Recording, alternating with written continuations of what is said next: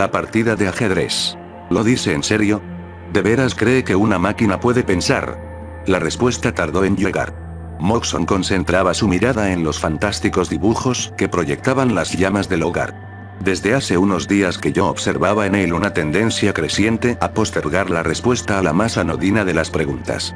Y no obstante, tenía un aspecto preocupado, más que de meditación. ¿Qué es una máquina?, inquirió. Esta palabra tiene diversas acepciones. Por ejemplo, tomemos la definición de un diccionario: instrumento o organización por el que se aplica y hace efectiva la energía, o produce un efecto deseado. De ser así, ¿acaso el hombre no es una máquina? Y admitirá usted que el hombre piensa, o al menos eso se imagina. Si no desea responder a lo que le pregunté, repliqué, dígalo claramente. Usted se sale por la tangente, mi querido amigo. De sobra sabe que al referirnos a las máquinas, no hablamos de los hombres, sino de un objeto fabricado por él para su satisfacción. A veces no es así, objetó Moxon. A veces es la máquina la que domina al hombre. A veces es la máquina la que se satisface. Moxon se levantó y se aproximó al ventanal, en cuyos cristales tabaleaba la lluvia que hacía aún más oscura aquella noche de tormenta. Perdóneme, sonrió. No intentaba salirme por la tangente. Puedo responder a su pregunta de manera directa. Opino que las máquinas piensan en el trabajo que realizan. Desde luego, era una respuesta directa. Y no muy grata, ya que casi confirmaba mi suposición respecto que la devoción de Moxon por el estudio y el trabajo en su taller no le beneficiaban en absoluto. Por ejemplo, yo sabía que sufría de insomnio, dolencia que no es trivial en modo alguno. ¿Acaso esto estaba afectando a su cerebro? Su respuesta así parecía indicarlo. Tal vez hoy día no albergaría tal sospecha, pero en aquellos tiempos yo era muy joven, y la juventud, aunque lo niegue, siempre es ignorante. Bien, si carece de cerebro, proseguí la discusión, ¿cómo piensa la máquina? ¿Cómo piensa una planta, que tampoco posee cerebro? Ah, de manera que también las plantas piensan. Vaya, me encantaría conocer varias de sus conclusiones al respecto, aunque puede guardarse para usted las premisas. Tal vez sea posible para algunas personas deducir las convicciones de los actos propios. Bien, no hablaré de los conocidos ejemplos de la sensible mimosa, de las flores insectívoras y de aquellas cuyos estambres se inclinan y sacuden su polen sobre la abeja para que ésta lo transporte a otras flores. En mi jardín planté en cierta ocasión una trepadora. Cuando la planta surgió a la superficie, clavé una estaca en la tierra a 1 metro de distancia de la plantita. La trepadora se alargó inmediatamente en aquella dirección, mas al cabo de unos días, cuando estaba a punto de alcanzar la estaca, la arranqué y la clavé en dirección opuesta. Inmediatamente, la enredadera cambió de orientación, trazó un ángulo agudo y volvió a alargarse hacia la estaca. Repetí el experimento varias veces, siempre con idéntico resultado. Al fin, descorazonada la planta, se dirigió hacia un árbol y comenzó a trepar por su tronco. Moxon hizo una pausa y reanudó sus explicaciones. Las raíces de los eucaliptos se prolongan de modo increíble en busca de humedad. Un agricultor relató que una raíz de eucalipto penetró en una tubería subterránea seca y la fue siguiendo hasta que llegó a un muro de piedra que obturaba dicha tubería. La raíz, entonces, salió de la tubería y recorrió la pared hasta hallar la abertura, por la que se introdujo, dando la vuelta en busca de la tubería por el otro lado del muro. ¿Y bien? ¿No entiende lo que significa? Significa que las plantas tienen conciencia. Demuestra que las plantas poseen raciocinio. De acuerdo, las plantas piensan. Mas no nos referíamos a plantas, sino a máquinas. Las máquinas pueden estar fabricadas, totalmente o en parte, de madera, que ha perdido su vitalidad, o ser metálicas en su conjunto. ¿Es que los minerales también piensan?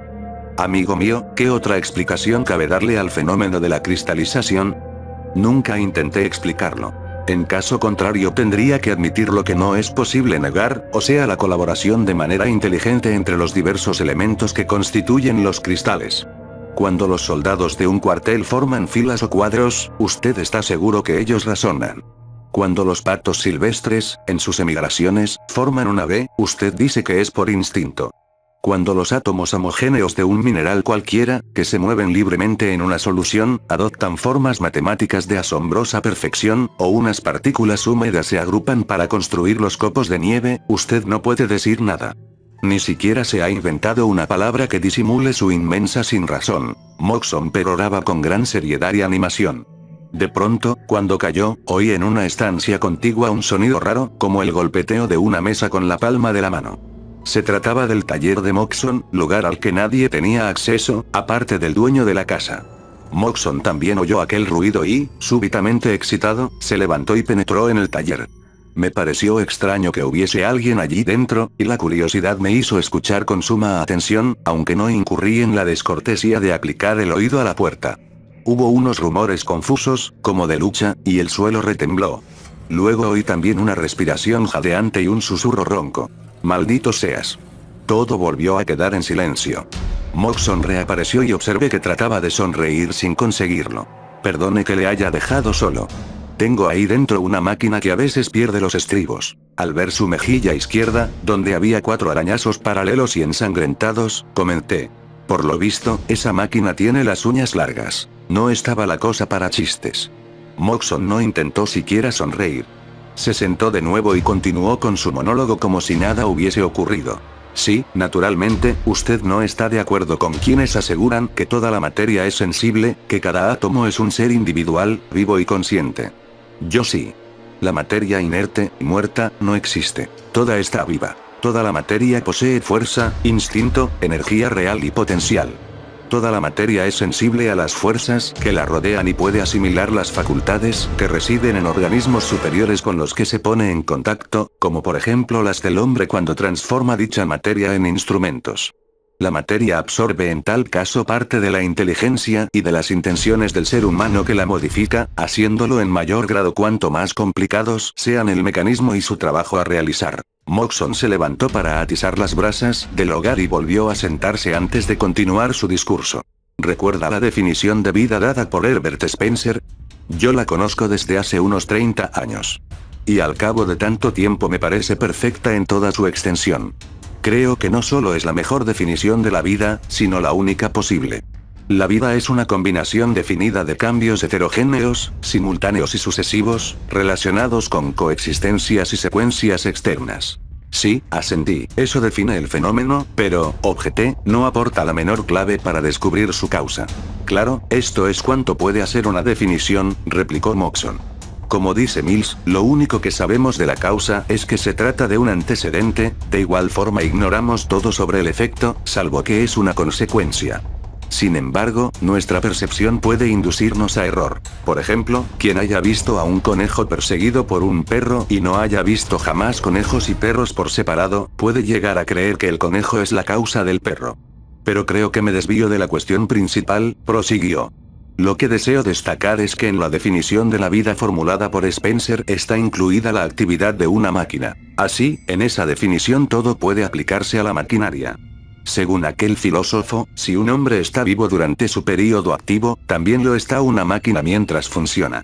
En mi calidad de inventor y fabricante de máquinas, afirmo que esto es absolutamente cierto. Moxon quedó silencioso y la pausa se prolongó algún rato, en tanto él contemplaba el fuego de la chimenea de manera absorta. Se hizo tarde y quise marcharme, pero no me sedujo la idea de dejar a Moxon en aquella mansión aislada, totalmente solo, excepto la presencia de alguien que yo no podía imaginar ni siquiera quién era, aunque a juzgar por el modo como trató a mi amigo en el taller, tenía que ser un individuo altamente peligroso y animado de malas intenciones. Me incliné hacia Moxon y lo miré fijamente, al tiempo que indicaba la puerta del taller.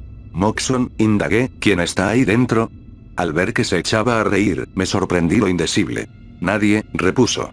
El incidente que a usted lo inquieta fue provocado por mi descuido al dejar en funcionamiento una máquina que no tenía en qué ocuparse, mientras yo me entregaba a la imposible labor de iluminarle a usted sobre algunas verdades. ¿Sabe, por ejemplo, que la conciencia es hija del ritmo? Oh, ya vuelve a salirse por la tangente, le reproché, levantándome y poniéndome el abrigo. Buenas noches, Moxon. Espero que la máquina que usted dejó funcionando por equivocación, lleve guantes la próxima vez que intente usted pararla. Sin querer observar el efecto de mi indirecta, me marché de la casa. Llovía aún, y las tinieblas eran muy densas. Lejos, brillaban las luces de la ciudad. A mis espaldas, la única claridad visible era la que surgía de una ventana de la mansión de Moxon, que correspondía precisamente a su taller. Pensé que mi amigo habría reanudado los estudios interrumpidos por mi visita. Por extrañas que me parecieran en aquella época sus ideas, incluso cómicas, experimentaba la sensación que se hallaban relacionadas de forma trágica con su vida y su carácter, y tal vez con su destino. Sí, casi me convencí que sus ideas no eran las lucubraciones de una mente enfermiza, puesto que las expuso con lógica claridad. Recordé una y otra vez su última observación. La conciencia es hija del ritmo. Y cada vez hallaba en ella un significado más profundo y una nueva sugerencia. Sin duda alguna, constituían una base sobre la cual asentar una filosofía. Si la conciencia es producto del ritmo, todas las cosas son conscientes puesto que todas tienen movimiento, y el movimiento siempre es rítmico. Me pregunté si Moxon comprendía el significado, el alcance de esta idea, si se daba cuenta de la tremenda fuerza de aquella trascendental generalización. ¿Habría llegado Moxon a su fe filosófica por la tortuosa senda de la observación práctica? Aquella fe era nueva para mí, y las afirmaciones de Moxon no lograron convertirme a su causa. Mas de pronto tuve la impresión que brillaba una luz muy intensa a mi alrededor, como la que se abatió sobre Saulo de Tarso, y en medio de la soledad y la tormenta, en medio de las tinieblas, experimenté lo que Lewes denomina la infinita variedad y excitación del pensamiento filosófico. Aquel conocimiento adquiría para mí nuevos sentidos, nuevas dimensiones. Me pareció que echaba a volar, como si unas alas invisibles me levantaran del suelo y me impulsasen a través del aire. Cediendo al impulso de conseguir más información de aquel a quien reconocía como maestro y guía, retrocedí y poco después volví a estar frente a la puerta de la residencia de Moxon. Estaba empapado por la lluvia que caía sin cesar, mas no experimentaba ninguna molestia. Ni siquiera se me ocurrió golpear con el aldabón, sino que giré el pomo de la puerta. No tardé en estar de nuevo en la estancia que poco antes abandoné. Todo estaba a oscuras y en silencio, como suponía. Moxon, claro está, se hallaba en el taller. Tanteé la pared hasta hallar la puerta de comunicación y llamé varias veces sin obtener respuesta, lo que atribuí al estruendo de la tempestad que rugía fuera. Jamás fui invitado a entrar en el taller. En realidad, Moxon me prohibió entrar allí, como a todo el mundo, con una sola excepción, la de un hábil obrero metalúrgico, de quien nadie sabía nada, salvo que se llamaba Alei, muy callado por naturaleza. En mi excitación espiritual, olvidé toda discreción y abrí bruscamente la puerta. Lo que vi me arrancó al momento de mis especulaciones filosóficas. Moxon estaba sentado frente a la puerta, ante una mesita sobre la que una vela proyectaba la única luz de la habitación. Delante de él, de espaldas a mí, había otra persona.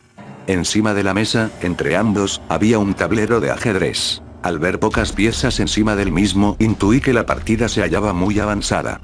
Moxon demostraba un enorme interés, aunque no tanto, al parecer, en el juego como en su contrincante, al que miraba de forma tan intensa y penetrante que, pese a estar directamente en su campo visual, no se fijó en mi presencia.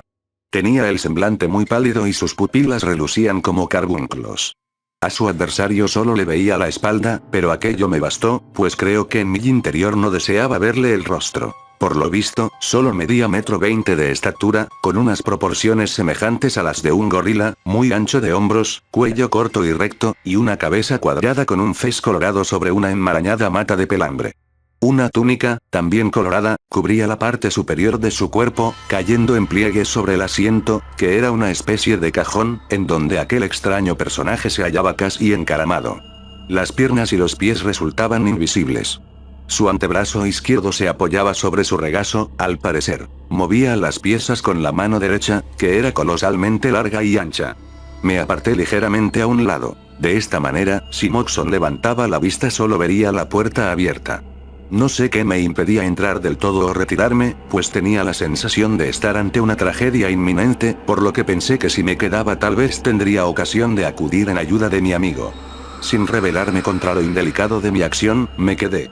La partida se realizaba velozmente. Moxon apenas miraba el tablero antes de efectuar un movimiento, nervioso y rápido. Su contrincante, en cambio, movía las piezas lentamente, de manera uniforme, mecánica. Era un espectáculo imponente, y me estremecí.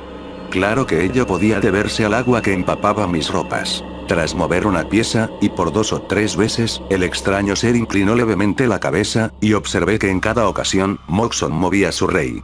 De repente se me ocurrió que aquel hombre era mudo. Luego pensé que se trataba de una máquina. Un jugador de ajedrez autómata. Recordé que, en cierta ocasión, Moxon me explicó que acababa de inventar un mecanismo de tal especie, aunque no creí que lo hubiese construido ya. Lo que Moxon habló aquella misma noche respecto a la conciencia y la inteligencia de las máquinas, era solo un preludio a una exhibición de tal ingenio, un simple truco para aumentar el efecto de su acción mecánica sobre mí, en la ignorancia de su secreto.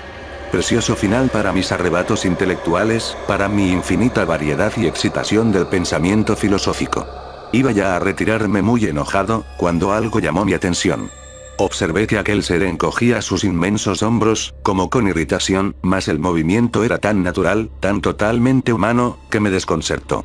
Aquello no fue todo, pues un instante más tarde golpeó la mesa con el puño. Ante aquel gesto, Moxon pareció incluso más desconcertado que yo. Como alarmado, echó su silla hacia atrás. Súbitamente, Moxon levantó una mano provista de una pieza de ajedrez, y la dejó caer, gritando: «¡Jaque mate!». Se puso en pie velozmente y se situó detrás de la silla. El autómata continuó sentado, inmóvil, en plena concentración. Fuera, ya no rugía el viento, pero a intervalos se oía el estruendo sordo del trueno. Mezclado al mismo, se oía como un zumbido que parecía proceder del cuerpo del autómata, como si su mecanismo se hubiera descoyuntado. No tuve tiempo de reflexionar mucho, pues mi atención volvió a ser atraída por los extraños movimientos del autómata. Parecía haberse apoderado de su cuerpo una leve pero continua convulsión. Su cuerpo y su cabeza se estremecían como si fuera presa de un ataque de epilepsia, y el movimiento progresó hasta que todo aquel ser estuvo violentamente agitado. Se puso en pie con brusquedad, derribó la mesa al hacerlo, y extendió ambos brazos al frente, con la postura del nadador que está a punto de zambullirse en el agua. Moxon quiso retroceder, pero ya era tarde. Vi las manos del extraño personaje cerrarse en torno a la garganta de un amigo, unos instantes antes que la vela, que cayó al suelo al volcarse la mesa, se apagara, dejando a oscuras la habitación. No obstante esto, el rumor de la lucha era perfectamente audible, siendo lo más horrible los estertores de Moxon en sus desesperados esfuerzos por respirar. Guiado por aquel ruido, traté de acudir en ayuda de mi amigo, mas apenas había dado un paso cuando la estancia quedó inundada de claridad, una claridad casi cegadora que imprimió en mi cerebro, mi corazón y mi recuerdo, una visión lúcida de los combatientes caídos en tierra. Moxon se hallaba debajo, con la garganta apresada todavía por aquellas manazas de hierro, con los ojos desorbitados, la lengua fuera. Y, contraste espantoso. En el pintado semblante de su asesino, se veía una expresión meditabunda y serena, como si estuviese ocupado en la solución de un problema de ajedrez. Un momento más tarde, todo estuvo en tinieblas y en completo silencio. Recobré el conocimiento 3 días más tarde en el hospital. Cuando recordé aquel trágico suceso, reconocí en el hombre que me atendía al obrero metalúrgico que había trabajado para Moxon. Sí, era Ley. Respondiendo a mis miradas, se me aproximó con la sonrisa a flor de labios. «Cuéntemelo todo», le supliqué débilmente. «Absolutamente todo». «Claro», sonrió. «Le trajeron aquí inconsciente, desde una casa incendiada, la de Moxon. Nadie sabe por qué estaba usted allí. También sigue en misterio el origen del incendio. Mi opinión personal es que la casa fue alcanzada por un rayo. ¿Y Moxon? Ayer lo enterraron. Bueno, lo que quedaba de él. Por lo visto, aquel hombre tan silencioso en algunas ocasiones, sabía ser amable y comunicativo en otras». Transcurridos unos segundos, formulé otra pregunta. «¿Quién me salvó?». «Pues si tanto le interesa saberlo, yo». «Gracias, amigo Alei, y que Dios lo bendiga. Salvó también usted a aquel fascinante producto de su habilidad, el jugador de ajedrez autómata que asesinó a su creador». El obrero permaneció largo rato en silencio, sin mirarme. Finalmente, se volvió hacia mí y preguntó: «¿Está usted enterado de esto?». «Desde luego. Yo vi cómo estrangulaba a Moxon. Todo esto sucedió muchos años atrás. Si hoy me lo preguntasen, mi respuesta sería mucho menos categórica».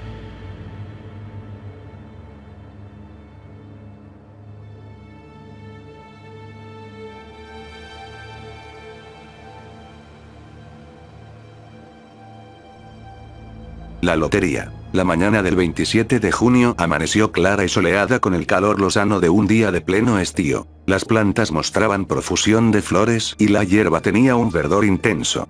La gente del pueblo empezó a congregarse en la plaza, entre la oficina de correos y el banco, alrededor de las 10. En algunos pueblos había tanta gente que la lotería duraba 2 días y tenía que iniciarse el día 26, pero en aquel pueblecito, donde apenas había 300 personas, todo el asunto ocupaba apenas un par de horas, de modo que podía iniciarse a las 10 de la mañana y dar tiempo todavía a que los vecinos volvieran a sus casas a comer. Los niños fueron los primeros en acercarse, por supuesto. La escuela acababa de cerrar para las vacaciones de verano y la sensación de libertad producía inquietud en la mayoría de los pequeños. Tendían a formar grupos pacíficos durante un rato antes de romper a jugar con su habitual bullicio, y sus conversaciones seguían girando en torno a la clase y los profesores, los libros y las reprimendas. Bobby Martín ya se había llenado los bolsillos de piedras, y los demás chicos no tardaron en seguir su ejemplo, seleccionando las piedras más lisas y redondeadas. Bobby, Harry Jones y Dickie de la Croix acumularon finalmente un gran montón de piedras en un rincón de la plaza y lo protegieron de las incursiones de los otros chicos. Las niñas se quedaron aparte, charlando entre ellas y volviendo la cabeza hacia los chicos, mientras los niños más pequeños jugaban con la tierra o se agarraban de la mano de sus hermanos o hermanas mayores. Pronto empezaron a reunirse los hombres, que se dedicaron a hablar de sembrados y lluvias, de tractores e impuestos, mientras vigilaban a sus hijos. Formaron un grupo, lejos del montón de piedras de la esquina, y se contaron chistes sin alzar la voz, provocando sonrisas más que carcajadas. Las mujeres, con descoloridos vestidos de andar por casa y jerseys finos, llegaron poco después de sus hombres. Se saludaron entre ellas e intercambiaron apresurados chismes mientras acudían a reunirse con sus maridos. Pronto, las mujeres, ya al lado de sus maridos, empezaron a llamar a sus hijos y los pequeños acudieron a regañadientes, después de la cuarta o la quinta llamada. Bobby Martín esquivó, agachándose, la mano de su madre cuando pretendía agarrarle y volvió corriendo, entre risas, hasta el montón de piedras.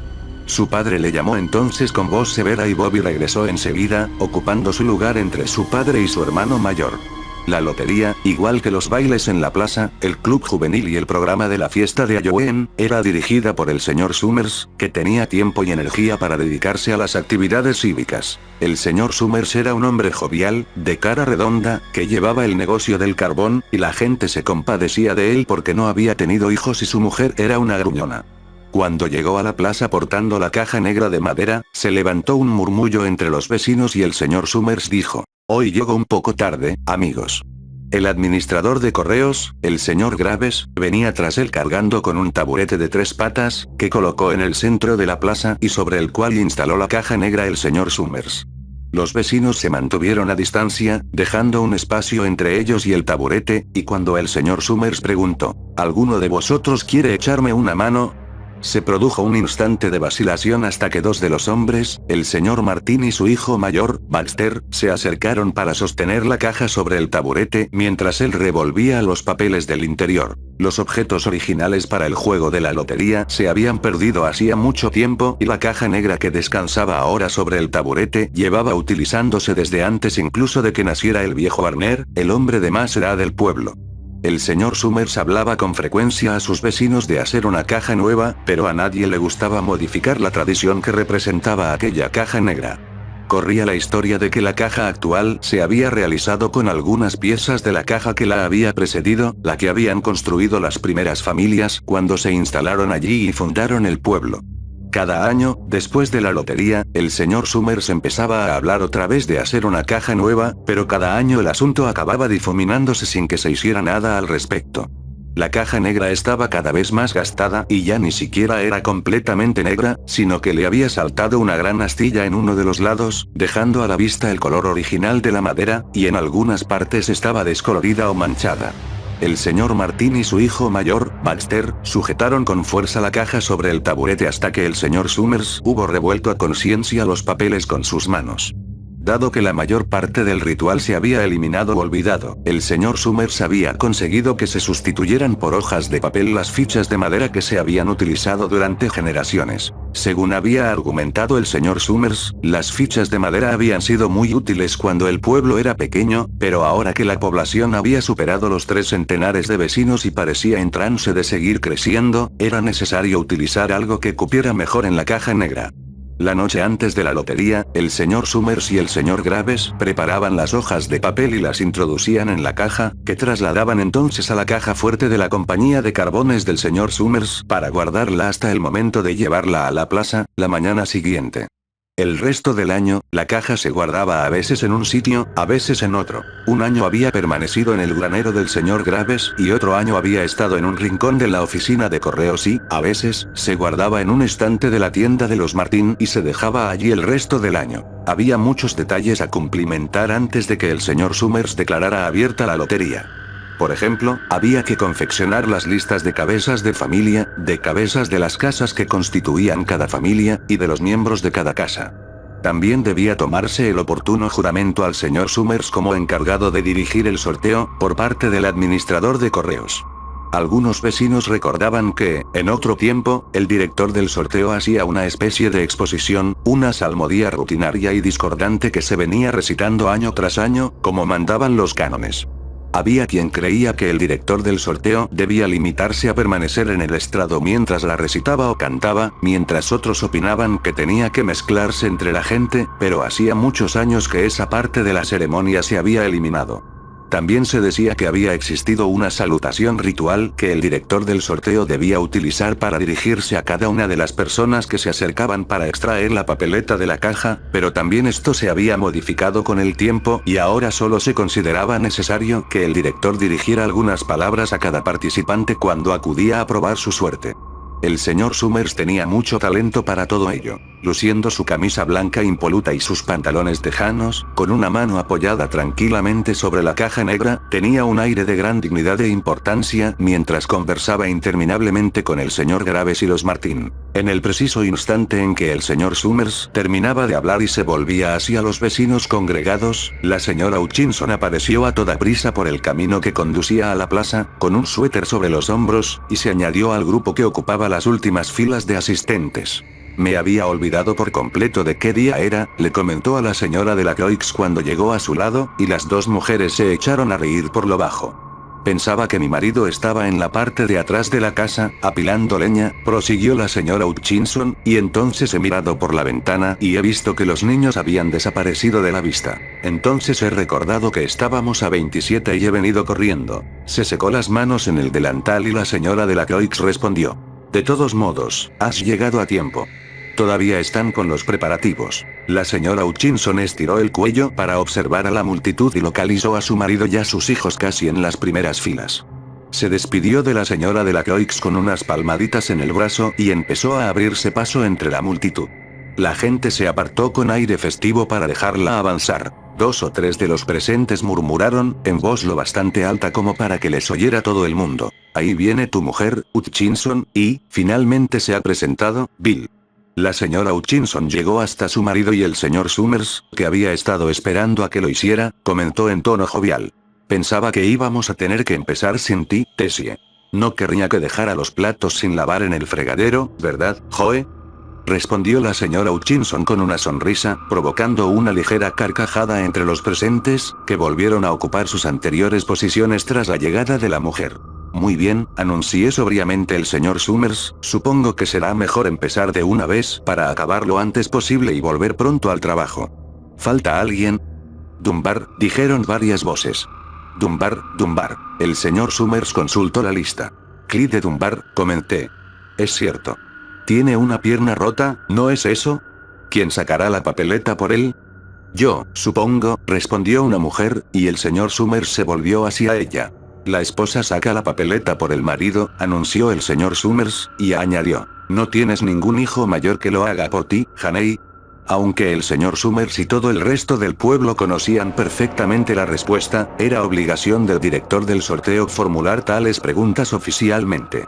El señor Summers aguardó con expresión atenta la contestación de la señora Dunbar. Horace no ha cumplido aún los 16, explicó la mujer con tristeza. Me parece que este año tendré que participar yo por mi esposo. De acuerdo, asintió el señor Summers. Efectuó una anotación en la lista que sostenía en las manos y, luego, preguntó: ¿el chico de los Watson sacará papeleta este año?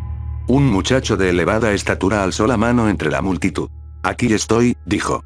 Voy a jugar por mi madre y por mí. El chico parpadeó, nervioso, y escondió la cara mientras varias voces de la muchedumbre comentaban en voz alta. Buen chico, Jack, y, me alegro de ver que tu madre ya tiene un hombre que se ocupe de hacerlo. Bien, dijo el señor Summers, creo que ya estamos todos. ¿Ha venido el viejo Warner? Aquí estoy, dijo una voz, y el señor Summers asintió. Un súbito silencio cayó sobre los reunidos mientras el señor Summers carraspeaba y contemplaba la lista. ¿Todos preparados?, preguntó. Bien, voy a leer los nombres, los cabezas de familia, primero, y los hombres se adelantarán para sacar una papeleta de la caja. Guardad la papeleta cerrada en la mano, sin mirarla hasta que todo el mundo tenga la suya. ¿Está claro? Los presentes habían asistido tantas veces al sorteo que apenas prestaron atención a las instrucciones. La mayoría de ellos permaneció tranquila y en silencio, humedeciéndose los labios y sin desviar la mirada del señor Summers. Por fin, este alzó una mano y dijo, Adams. Un hombre se adelantó a la multitud. Hola, Steve, le saludó el señor Summers. Hola, Joe, le respondió el señor Adams. Los dos hombres intercambiaron una sonrisa nerviosa y seca. A continuación, el señor Adams introdujo la mano en la caja negra y sacó un papel doblado. Lo sostuvo con firmeza por una esquina, dio media vuelta y volvió a ocupar rápidamente su lugar entre la multitud, donde permaneció ligeramente apartado de su familia, sin bajar la vista a la mano donde tenía la papeleta. Allen, llamó el señor Summers. Anderson, Bentham. Ya parece que no pasa el tiempo entre una lotería y la siguiente, comentó la señora de la Croix a la señora Graves en las filas traseras. Me da la impresión de que la última fue apenas la semana pasada. Desde luego, el tiempo pasa volando, asintió la señora Graves. Clark, de la Croix. Allá va mi marido, comentó la señora de la Croix, conteniendo la respiración mientras su esposo avanzaba hacia la caja. Dunbar, llamó el señor Summers, y la señora Dunbar se acercó con paso firme mientras una de las mujeres exclamaba, «Ánimo, Haney», y otra decía, «Allá va». Ahora nos toca a nosotros, anunció la señora Graves y observó a su marido cuando éste rodeó la caja negra, saludó al señor Summers con aire grave y escogió una papeleta de la caja. A aquellas alturas, entre los reunidos había numerosos hombres que sostenían entre sus manazas pequeñas hojas de papel, haciéndolas girar una y otra vez con gesto nervioso. La señora Dunbar y sus dos hijos estaban muy juntos. La mujer sostenía la papeleta. Arbour, Hutchinson. Vamos allá, Bill, dijo la señora Hutchinson, y los presentes cercanos a ella soltaron una carcajada. Jones. Dicen que en el pueblo de arriba están hablando de suprimir la lotería, comentó el señor Adams al viejo Warner. Este soltó un bufido y replicó. Atajo de estúpidos. Si escuchas a los jóvenes, nada les parece suficiente. A este paso, dentro de poco querrán que volvamos a vivir en cavernas, que nadie trabaje más y que vivamos de ese modo. Antes teníamos un refrán que decía, la lotería en verano, antes de recoger el grano. A este paso, pronto tendremos que alimentarnos de bellotas y frutos del bosque. La lotería ha existido siempre, añadió, irritado. Ya es suficientemente terrible tener que ver al joven Joe Summers ahí arriba, bromeando con todo el mundo. En algunos lugares ha dejado de celebrarse la lotería, apuntó la señora Adams. Eso no traerá más que problemas, insistió el viejo Warner, testarudo. Atajo de jóvenes estúpidos. Bobby Martin vio avanzar a su padre, Overdyke, Perky. Ojalá se den prisa, murmuró la señora Dunbar a su hijo mayor. Ojalá acaben pronto. Ya casi han terminado, dijo el muchacho. Prepárate para ir corriendo a informar a tu padre, le indicó su madre. El señor Summers pronunció su propio apellido, dio un paso medido hacia adelante y escogió una papeleta de la caja. Luego, llamó a Warner. Llevo 67 años asistiendo a la lotería, proclamó el señor Warner mientras se abría paso entre la multitud. 77 loterías. Watson, el muchacho alto se adelantó con andares desgarbados. Una voz exhortó, no te pongas nervioso, muchacho, y el señor Summers añadió, tómate el tiempo necesario, hijo. Después, cantó el último nombre. Sanini. Tras esto se produjo una larga pausa, una espera cargada de nerviosismo hasta que el señor Summers, sosteniendo en alto su papeleta, murmuró. Muy bien, amigos. Durante unos instantes, nadie se movió. A continuación, todos los cabezas de familia abrieron a la vez la papeleta. De pronto, todas las mujeres se pusieron a hablar a la vez. ¿Quién es? ¿A quién le ha tocado? ¿A los Dunbar? ¿A los Watson? Al cabo de unos momentos, las voces empezaron a decir. Es Hutchinson. Le ha tocado a Bill Hutchinson. Ve a decírselo a tu padre, ordenó la señora Dunbar a su hijo mayor. Los presentes empezaron a buscar a Hutchinson con la mirada. Bill Hutchinson estaba inmóvil y callado, contemplando el papel que tenía en la mano. De pronto, Tessie Hutchinson le gritó al señor Summers. No le has dado tiempo a escoger qué papeleta quería. Te he visto, Joe Summers. No es justo. Tienes que aceptar la suerte, Tessie, le replicó la señora de la Croix, y la señora Graves añadió.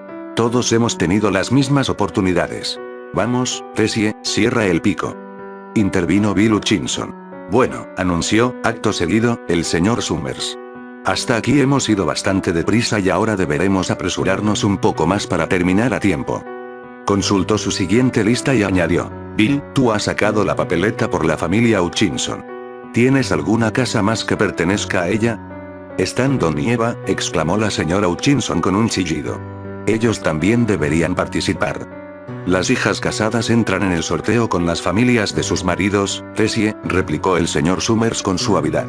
Lo sabes perfectamente, como todos los demás. No ha sido justo, insistió Tessie.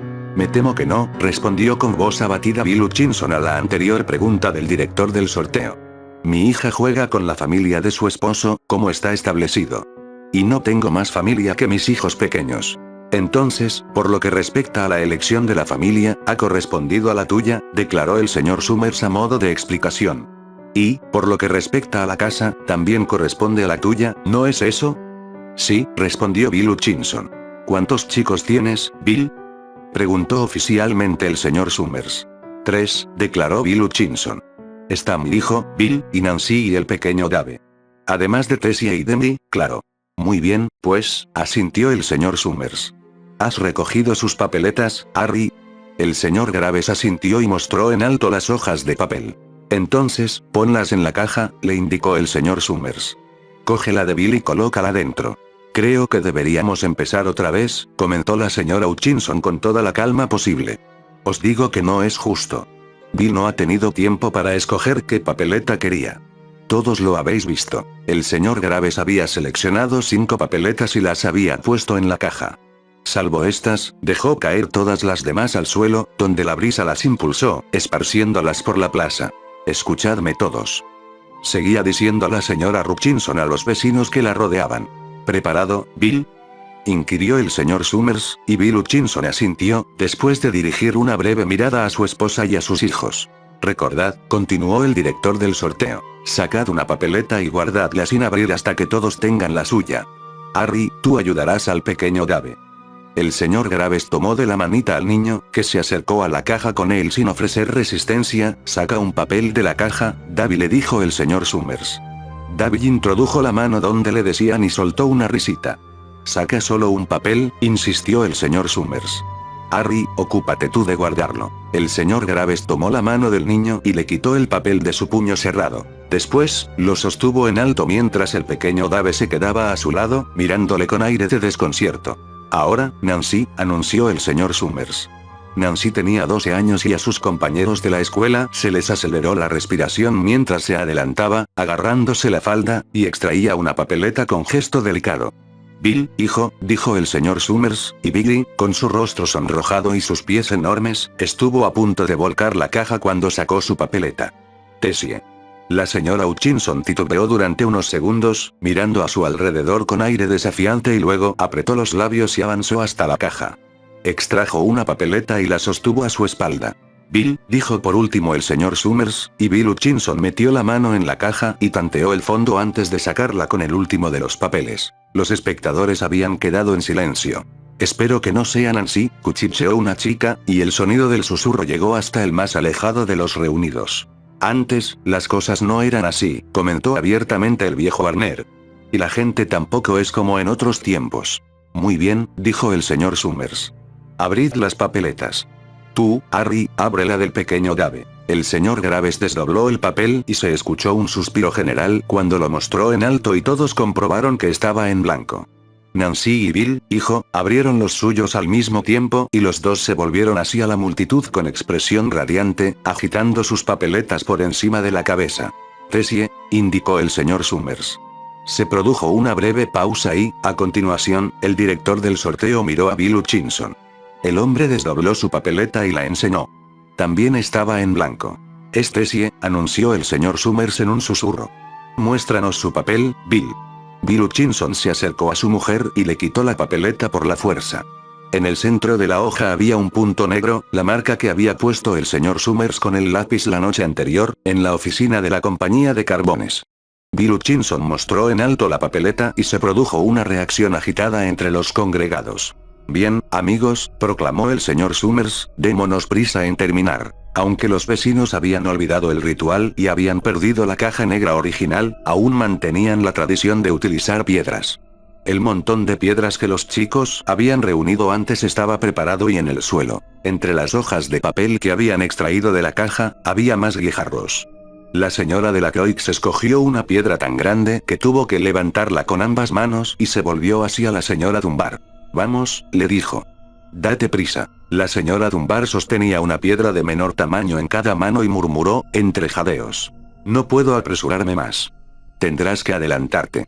«Ya te alcanzaré». Los niños ya tenían su provisión de guijarros y alguien le puso en la mano varias piedrecitas al pequeño David Hutchinson. Tessie Hutchinson había quedado en el centro de una zona despejada y extendió las manos con gesto desesperado mientras los vecinos avanzaban hacia ella. «No es justo», exclamó. Una piedra la golpeó en la sien. «Vamos, vamos, todo el mundo», gritó el viejo Warner. Steve Adams estaba al frente de la multitud de vecinos, con la señora Graves a su lado. «No es justo. No hay derecho», siguió exclamando la señora Hutchinson. Instantes después, todo el pueblo cayó sobre ella.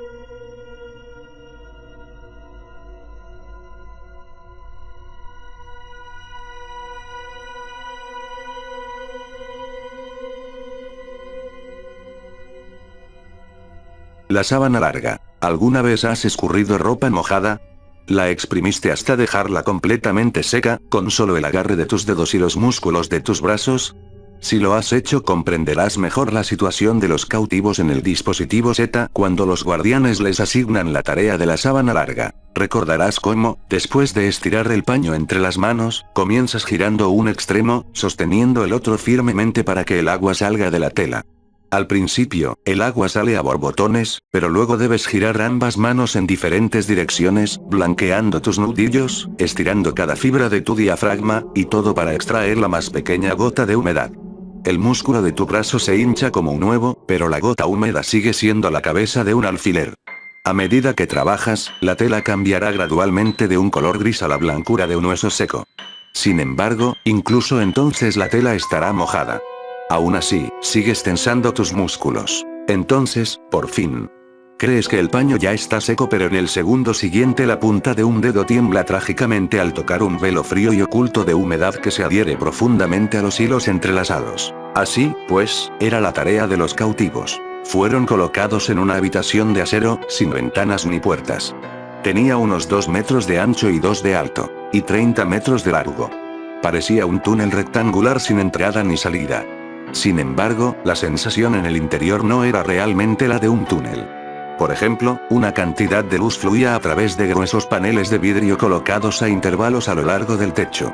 Estos eran los tragaluces, y a través de ellos los cautivos habían caído en la caja. La impresión de vivir en un túnel era compensada por un sistema de paredes de cubículos que separaban a los cautivos en grupos.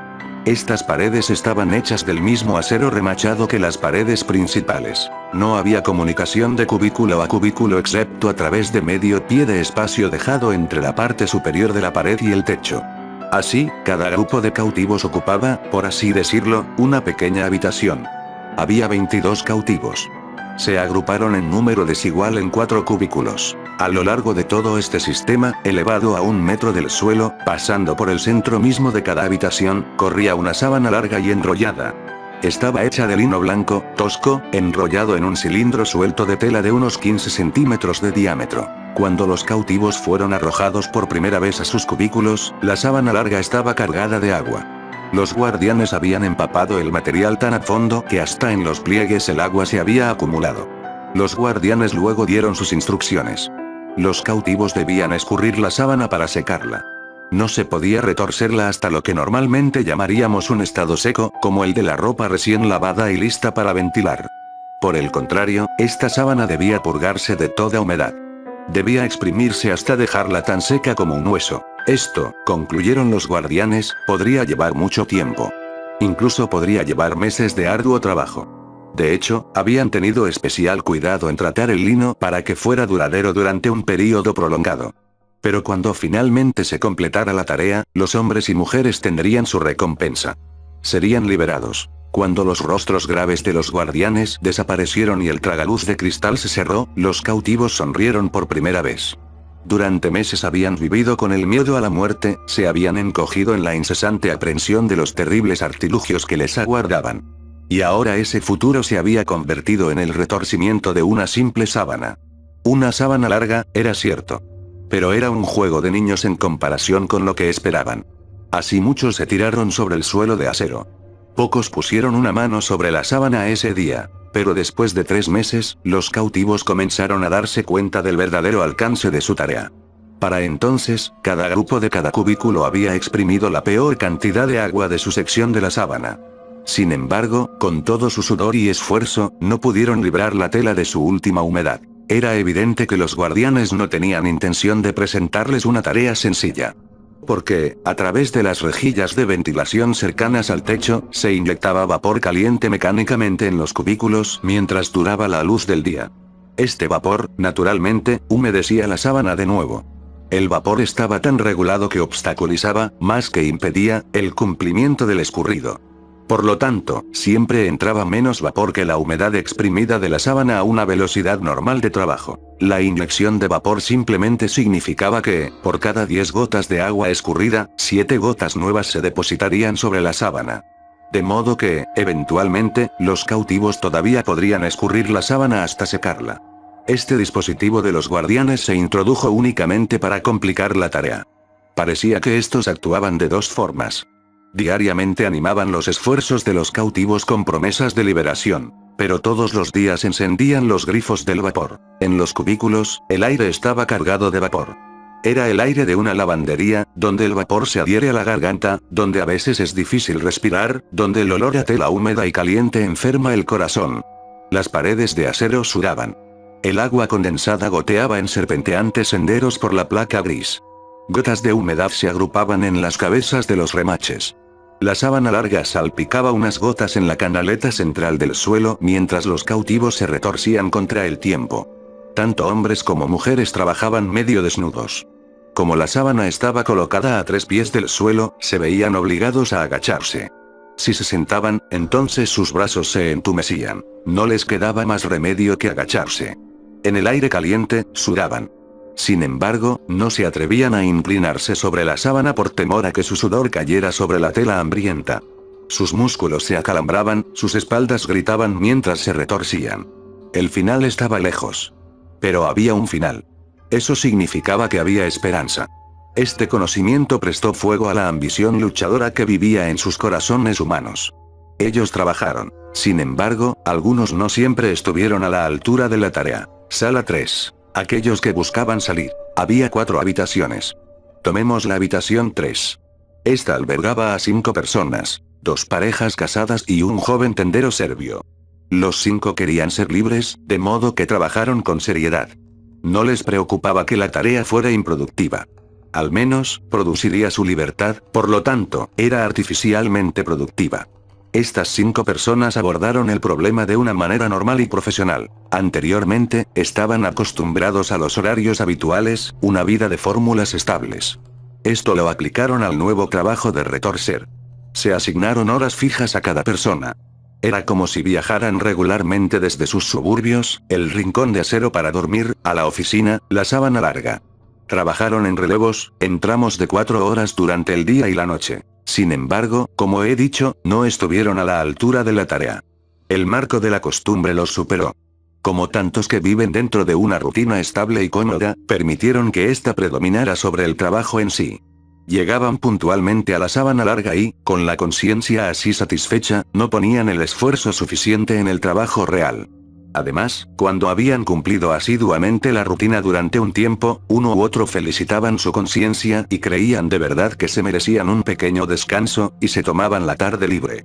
Naturalmente, asumían que estas pequeñas licencias eran necesarias para aliviar el sufrimiento y renovar fuerzas, pero el único que sufrió fue el trabajo de retorcer. Nueva humedad se deslizó por donde sus manos estaban débiles. Estas personas habían emprendido la búsqueda de la libertad de la manera correcta, pero estaban desgraciadamente convencidas de su rectitud. A veces, una u otra de las parejas se acostaba sobre las sudorosas placas de acero. Hacían el amor mientras el vapor empañaba sus cuerpos. Una de las mujeres quedó embarazada. Su hijo nació en la caja de vapor. Pero, bajo la influencia de la rutina de la habitación 3, ese niño nunca podría ser libre. La influencia, la constricción y la tarea desesperada de los padres mantendrían al niño en la caja de vapor de por vida. El niño nunca tendría la oportunidad de aprender a retorcer. Sala 2. Aquellos que buscaban entrar y salir y alrededor. En otra de las habitaciones, la habitación 2, había 5 hombres. Sus nombres y sus profesiones no importan. Lo que importa es cómo atacaron la sábana larga. Lo hicieron de 5 formas diferentes. Aquí había 5 individualistas, 5 que se vieron obligados por la determinación de sus mentes a abordar el problema de diversas maneras. Día tras día trabajaban en el cálido y húmedo cubículo de acero, cada uno retorciendo el largo cilindro de tela con diferentes razonamientos. Un hombre se había asustado con una sábana cuando era joven. En algún día indefinido de su infancia, había aparecido una nueva enfermera. Sus ojos negros habían ardido con un poderoso desprecio. Sus pequeños dientes lascivos y sus enormes mejillas caídas lo habían amenazado a la luz de las velas. El primer día, la nueva enfermera había hecho un pequeño monstruo blanco con una sábana blanca. Tenía 2 cabezas y un cuerpo informe y fluido. Las cabecitas eran afiladas y siempre se balanceaban. La enfermera había entrado silenciosamente en la habitación de los niños cuando estaba oscuro. Encendiendo una vela en el suelo detrás de los extremos de la cama, había levantado silenciosamente a su pequeño monstruo blanco para que el niño pudiera verlo por encima de los dedos de los pies. Entonces ella había comenzado un canto estridente, como el áspero canto de Punch. El niño se había despertado con este sonido y había visto las afiladas cabezas moviéndose. Ahora, unos 30 años después, el hombre ha olvidado la escena. Pero de alguna manera sus manos no pueden tocar la larga hoja sin una gran sensación de inquietud. En consecuencia, siempre está poniendo excusas para evitar trabajar. Finge estar enfermo. Se ofrece a limpiar los excrementos de todos los demás. Se ha mutilado las manos. Ha intentado hacer el amor con los otros 4 hombres para evitar la sábana. Oh, no hay fin a los dispositivos que el tipo ha inventado a partir de su tristeza. Pero cualquier cosa que haga no puede erradicar la terrible inquietud que nubla los confines de su mente. En el momento de escribir este artículo, este hombre todavía se encuentra en el cubículo de acero. Nunca será libre. Otro de los hombres de la habitación 2 era un tipo sencillo y tranquilo. Los demás no se interesaron por él. Era un tipo demasiado simple. Sin embargo, su sección de la sábana estaba bastante seca. Había una buena razón para ello. Sin ningún conocimiento consciente, sin planificación ni intrigas, naturalmente había ido por el buen camino. Estaba acostumbrado a retorcer sentado a horcajadas, apretando la tela con las piernas. Así, sin cuestionar, entregó todo su cuerpo a la tarea. Su corazón también, porque era un tipo tan sencillo. La parte de la sábana de este hombre estaba seca.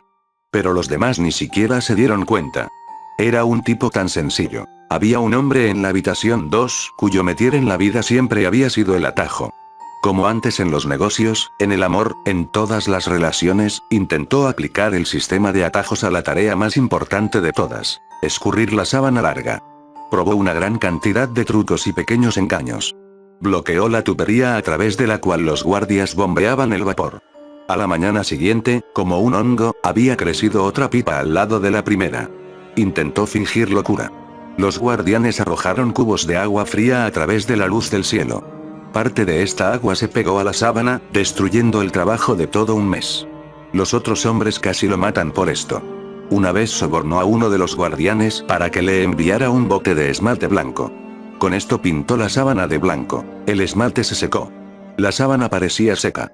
Pero, al día siguiente, los guardianes lo castigaron con un chorro de agua helada.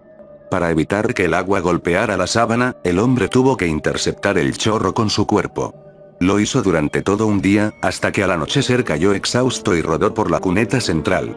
Los guardianes, por supuesto, nunca pueden ser sobornados. Luego hubo otro hombre que puede describirse mejor como un torpe. Trabajó duro y con seriedad. Estaba en el escurrimiento mucho antes que los demás, rara vez se acostaba hasta mucho después de que las claraboyas estaban oscuras y el aire se despejaba. Pero falló. Su mente se coordinó imperfectamente con su cuerpo. Aunque sentía que concentraba todo su esfuerzo, psíquico y físico en la tarea de retorcer, su mente divagaba hacia otras cosas. Nunca supo que esto sucedió. Pero sus manos lo hicieron. Dejaron de retorcer, o retorcieron de manera incorrecta, y las fatales gotas de humedad se acumularon. Nunca pudo entender esto. Pensó que su mente siempre estaba en el trabajo. Pero, en cambio, su mente se concentraba con demasiada frecuencia en asuntos que solo estaban cerca del trabajo, no en el trabajo en esencia. Un pequeño ejemplo. Su mente podía vagar por el músculo de su antebrazo izquierdo. Podía ver que sobresale en un tornillo hacia abajo de la ropa húmeda. Observa a este bulto mientras trabaja. Entonces, el bulto absorbe su interés hasta tal punto que juega más con este brazo izquierdo para estimular aún más el bulto del músculo. En compensación, el brazo derecho afloja su esfuerzo. El retorcimiento se vuelve desigual e ineficaz. Sin embargo, durante todo este tiempo, él mismo cree honestamente que se está concentrando en su trabajo. El músculo es, de hecho, parte del trabajo. Sin embargo, es solo una faceta, no la perspectiva completa. Busca a tientas porque no ve con claridad. Y para escurrir la sábana larga un hombre debe dedicar todo su pensamiento con calma y total claridad. El quinto hombre de la habitación 2 era un buen trabajador. Es decir, había encontrado la manera de retorcer eficazmente. Y a veces su parte de la sábana estaba casi seca. Pero estaba pervertido. A este hombre le gustaba escurrir la sábana al máximo, y luego quedarse quieto y ver cómo el vapor se depositaba en los pliegues una vez más. Le gustaba ver pudrirse los frutos de su trabajo. De esta forma se liberó de la tarea. Se liberó logrando su objetivo y luego tratándolo con el desprecio que imaginaba que merecía. Se sentía dueño del trabajo, pero en realidad nunca llegó a ser dueño de su verdadera libertad. No había pureza en este hombre. Su libertad era falsa. Sala cuarto. Aquellos que nunca buscaron. La habitación número 4 albergaba a más cautivos que las demás. 7 personas estaban apiñadas en esta única celda de vapor y acero. Había 3 mujeres, una niña de 12 años y 3 hombres. Estas personas rara vez hacían mucho trabajo. Fueron una fuente de gran decepción para los guardianes. Para estas personas, el esfuerzo no valía la pena. La inmensidad de la tarea los había desanimado hacía mucho tiempo. Sus mentes no eran lo suficientemente grandes como para imaginar un futuro mejor. Estaban satisfechos. Tenían su cría y su comida. El estado de vida no les interesaba. Vagamente, hubieran preferido mejores condiciones. Pero a costa del trabajo y el pensamiento, no. Esta gente era miserable y pequeña. Su deseo de libertad había sido asesinado por una torpe aceptación de su impotencia. Esto también sucedió con la niña de 12 años. No tuvo más alternativa que seguir a los demás. Los guardianes nunca jugaron su truco favorito en la habitación 4. Por la sencilla razón de que el truco no habría tenido ningún efecto. El truco consistía en liberar pequeñas bandadas de pájaros que volaban hacia las celdas y con sus alas esparcían agua por todas partes. Los pájaros volaban en todas direcciones y los cautivos corrían salvajemente aquí y allá en histéricos esfuerzos por atraparlos antes de que salpicaran agua sobre la sábana sagrada. Los guardianes consideraron que el elemento de azar implícito en estas aves era una sana innovación. De lo contrario, la vida de los cautivos habría estado demasiado ordenada. Debe haber riesgo, dijeron los guardianes. Y así, de vez en cuando, sin previo aviso, inyectaban a estos pajaritos mojados y los cautivos se apresuraban a proteger la pureza de su trabajo contra la interferencia del destino. Si no lograron atrapar a los pájaros a tiempo, aprendieron de esta manera cómo aceptar la desgracia. Y con paciencia redoblaron sus esfuerzos para recuperar el nivel anterior de su trabajo. Pero en la habitación 4 los pájaros nunca volaron. El truco nunca habría afectado a sus habitantes, que ya vivían en el punto más bajo de la desgracia. Quizás la verdadera tragedia de estas personas desanimadas no fue su propia desgracia, a lo que se habían acostumbrado, pero su desidia tenía su efecto en aquellos cuyas ambiciones eran puras y fuertes. La holgura fue contagiosa. De este modo, la sábana estaba tan mojada en la habitación 4 que el agua se filtró a través de la habitación 1. Y en la habitación 1 vivía el más exitoso de todos los cautivos. Sala 1. Aquellos que buscaban dentro. Había 5 de ellos en el cubículo 1. 4 hombres y una mujer. No tuvieron más éxito por su método de retorcer que por su actitud hacia el retorcido. Al principio, cuando los dejaron caer por el tragaluz, cuando vieron la sábana larga, cuando poco a poco se fueron acostumbrando a la idea de lo que les esperaba, quedaron profundamente consternados. A diferencia de los demás, pensaban que la muerte era preferible a un trabajo tan insensato e improductivo. Pero eran buenas personas. Pronto vieron más allá de la aparente monotonía. Pronto pasaron y rechazaron las diversas fases experimentadas por las otras salas. Habían conocido la derrota de la habitación 4, los terrores individuales y las fugas de la habitación 2, el barniz de virtud bajo el cual los habitantes de la habitación 3 ronroneaban con tan alarmante satisfacción. No pasó mucho tiempo antes de que estas buenas personas vieran más allá de lo aparente y de allí se pusieran a trabajar en cuerpo y alma, con suavidad pero con fuerza, con humildad pero sin miedo, hacia el único fin del valor, la libertad. Primero, estas personas dijeron, ¿improductivo? ¿La sábana larga es una monotonía sin sentido? Sí, pero, ¿por qué no? En cualquier otra esfera del trabajo podríamos haber producido en última instancia algo. No es la producción lo que cuenta, sino la vida vivida en el espíritu durante la producción. La producción, el endurecimiento de los músculos, el tejido de las manos, el vertido de materiales moldeados. Esto es solo un empleo para el cuerpo nervioso, el legado moribundo de la voluntad de movimiento del cazador. Deja que las manos se entrelacen, pero al mismo tiempo deja que el espíritu busque. Dale a la sábana larga el lugar que le corresponde y concéntrese en comprender mejor la libertad que es nuestro verdadero objetivo. Al mismo tiempo, se aseguraron de que la sábana se escurriera de manera eficiente. Organizaron un exitoso sistema de rotaciones.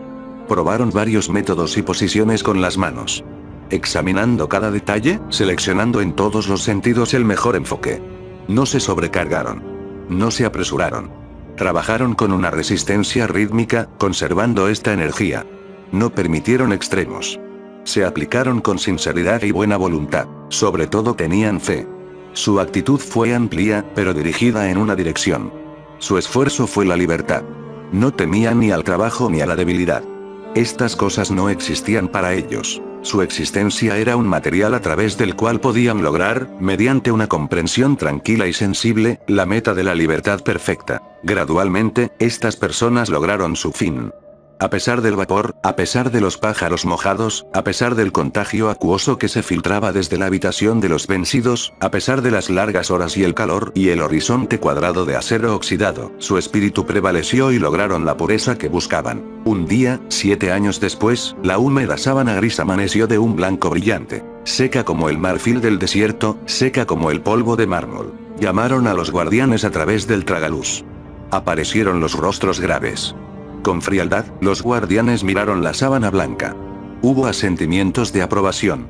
Libertad, dijeron los cautivos. Los guardias sacaron sus grandes mangueras y rociaron la sábana blanca empapada de gris con una enorme presión de agua. Ya la tienen, respondieron. La libertad radica en una actitud del espíritu. No hay otra libertad. Y los tragaluces se cerraron silenciosamente.